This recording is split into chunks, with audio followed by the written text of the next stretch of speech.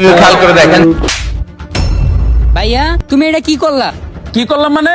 তুই আমার মুখের উপরে কথা কস? বাবা তুই এটা কি করলি?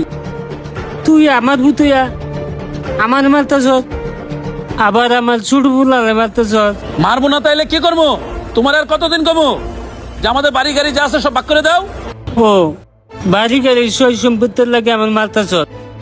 আমি জীবিত অবস্থা তোর এই সই সম্পত্তির কানা করে রেখে দিতাম না। লেখা দিবা না মানে?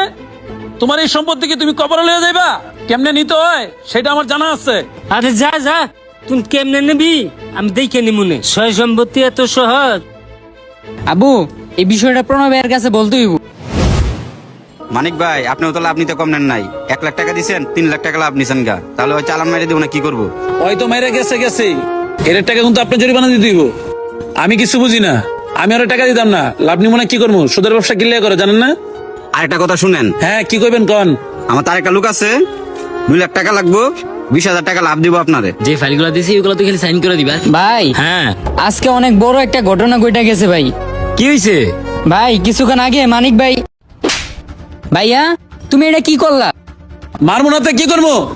তোমার আর কতদিন কমো যে আমাদের বাড়ি গাড়ি যা আছে সব ভাগ করে দাও? কি বলছিস? বাবার গায়ে হাত তুলছে? হ্যাঁ ভাই। তো তখন আমার ফোন দিবি না? ভাই বড় ভাই সুদ খাইতে খাইতে ওর মাথাটাই নষ্ট হয়ে গেছে। এর একটা বিহিত আজকে করাই লাগবো। ওই হ্যাঁ ফোন দে, ফোন দে। ভাই তুমি আর একটা বিহিত করো। আমার বাপের গায়ে তো হাত তুলছে, আমি কথা কইতে গেছি আমার গায়ে হাত তুলছে। এত সুন্দর বাড়ি আমাদের, এটা বিক্রি করার লাগে হ্যাঁ ওইটা বইরা লাগছে।